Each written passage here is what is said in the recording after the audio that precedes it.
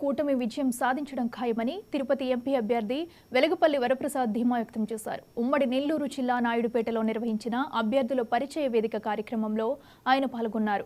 ఎన్ని పార్టీలు కలిసి వచ్చినా వైసీపీ పార్టీ సింగిల్ గా వస్తుందని వారు చెబుతున్నారని, కానీ నిజానికి వైసీపీతో కలవడానికి ఏ రాజకీయ పార్టీ సిద్ధంగా లేదని చెప్పారు.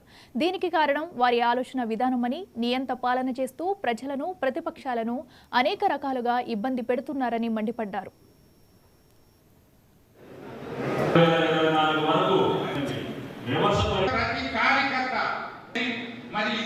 ఎన్డీఏ అభ్యర్థులుగా వాళ్ళు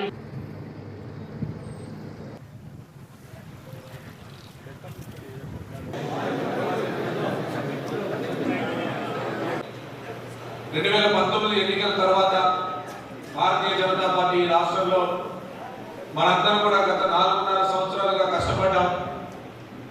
పార్టీని బూత్ స్థాయి నుంచి బలోపేతం చేసే దిశగా అటు మండల కమిటీలు కానీ, శక్తి కేంద్రాలు కానీ, బూత్ స్థాయి కమిటీలన్నింటినీ కూడా పూర్తి చేసి నిత్యం ప్రజల్లో ఉంటూ కరోనా లాంటి క్లిష్ట సమయాల్లో కూడా ఏ ఒక్కరు కూడా బయట తిరగలేని రోజుల్లో కూడా భారతీయ జనతా పార్టీ కార్యకర్త బయట తిరిగి ప్రజలకు సేవ చేసేటువంటి రోజుల్లో మనం కూడా చూసాం.